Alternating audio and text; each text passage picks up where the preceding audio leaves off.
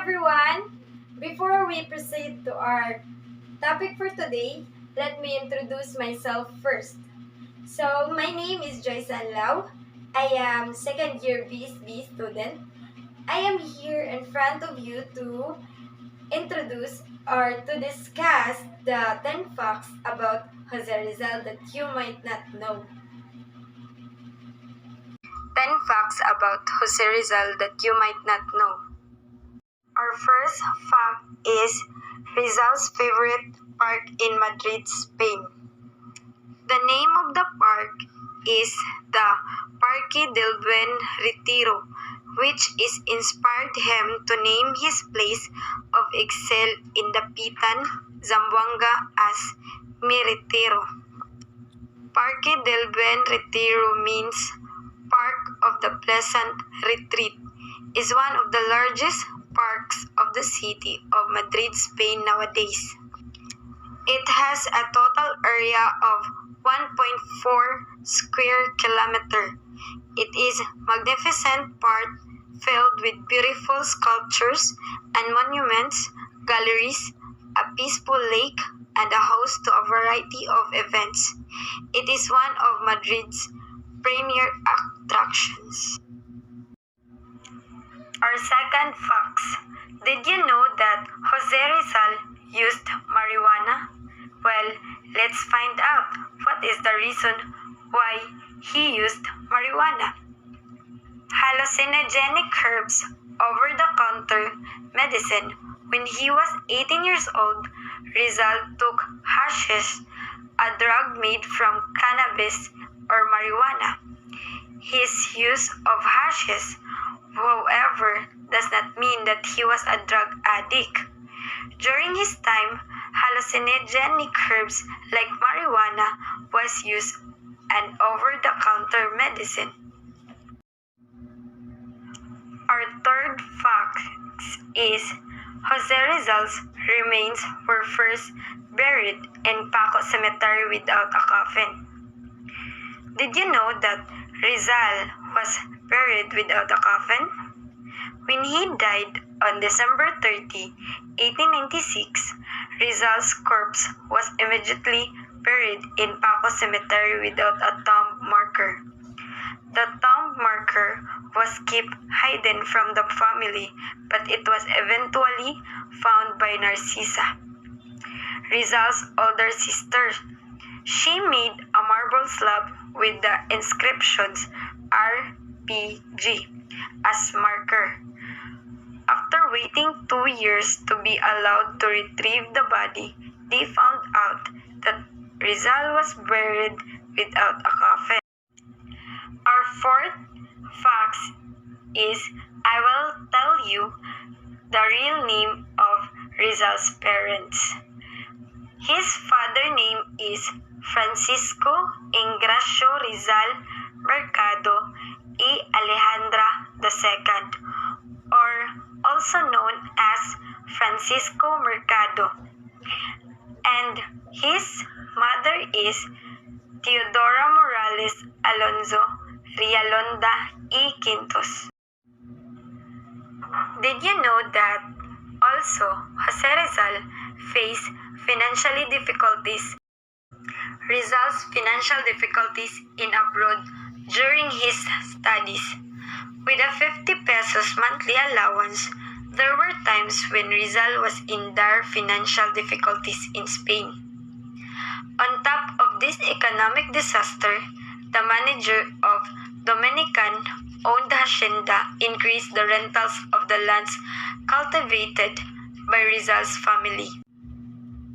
Due to hard times in Calamba, the monthly allowance of Rizal in Madrid were late in arrival, and there were times when they never arrived, causing much suffering to him. Once, he had to pawn his sister Saturnina's ring to pay for his exam. Another times, Pasiano sell his younger brother's pony in order to send money to Madrid. However, in his letters to his family, he only mentioned his high grades and victories in contests. not mentioning that there were times he was unable to take breakfast and attended his class at the university with an empty stomach. Do you know that Rizal was ophthalmologist but was not his passion? So how come that he is ophthalmologist but it was not his passion? So let's find out.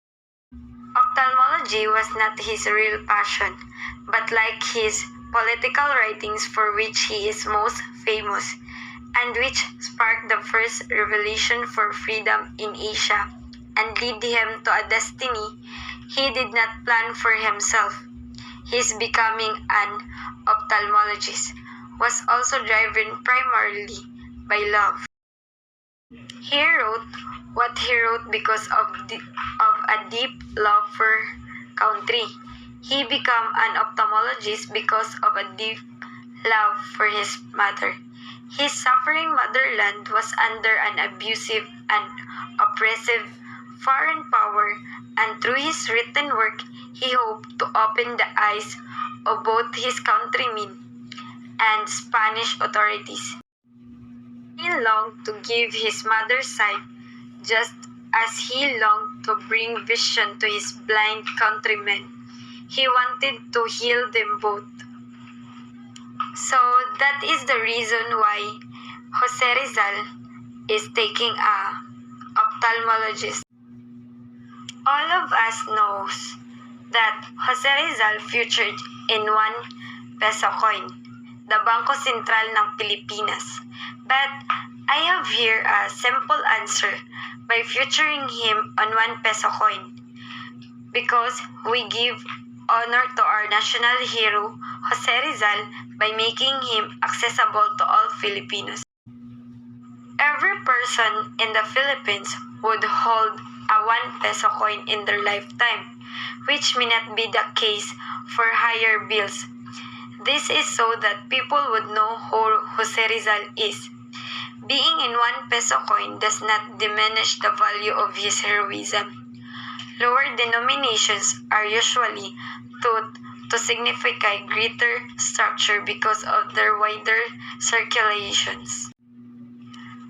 Rizal has been featured on various coins and banknote denominations ranging from a low 5 centavo coins to as high as 100 pesos since 1903. Do you know that Rizal stuffed unknown papers in his pockets and shoes on the eve of his execution? Well, I will tell you the reason why he put stuffs or papers in his pockets and shoes. He did this assuming that his corpse would be turned over to his family after the execution. But as we all know, his body was dumped by Spanish officials in an unmarked grave in Paco Cemetery. The paper had since deteriorated, the contents of which were never identified. We all know that Jose Rizal is a writer, but did you know that Rizal had a third unfinished novel? Known among historians as Macamesa, this unfinished work was started by Rizal in Hong Kong in 1892. Macamesa was not actually the title of Rizal's work, but only the title of a single chapter of the unfinished Tagalog novel. This is the last but not the least. There are 3 animals named after Rizal. These species of animals were the ones he collected while he was an exile in the Pitan. First name is Apogonia rizali, or a healer, a type of small beetle. The next is Draco rizali, a species of flying dragon. And the last is Racoporius rizali, a species of toad. And that's all for our 10 facts that you might not know about Jose Rizal. Thank you for listening!